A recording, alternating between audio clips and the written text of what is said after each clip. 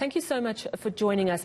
I wonder if you could tell us, are you convinced that these attacks are definitely aimed against foreigners?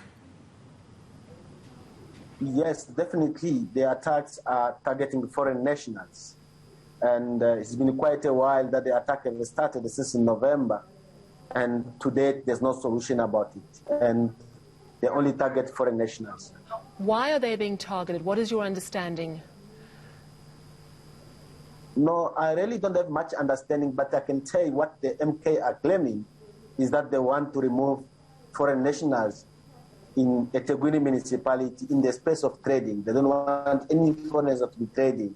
And what they've done, they start removing foreigners from workshop, free market, at the workshop, and they succeed. And they occupy the space, and law enforcement are not able to bring order so people can go back and trade. So the main aim is that they are against foreigners to be trading in South Africa. When you say MK, are you referring to the Mkhonto weSizwe Military Veterans Association?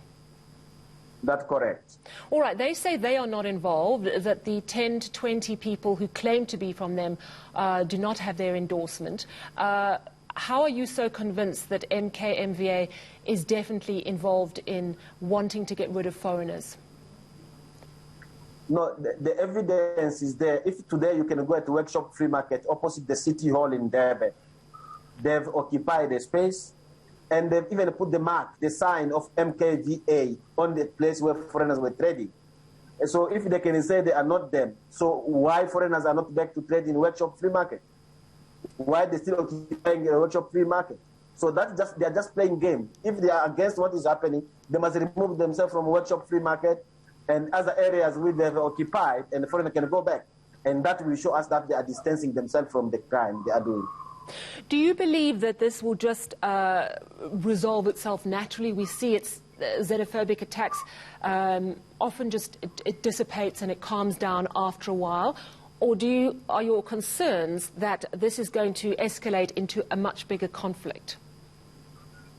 Yeah, remember every time when we are going toward local government election, every time politicians are behind this, so it's impossible for it to resolve itself. What is needed now, I think the president needs to intervene or bring the army, because the city of Durban will become ungovernable. So, or bring the army to deal with the criminals and put order, and then the city can be functionable.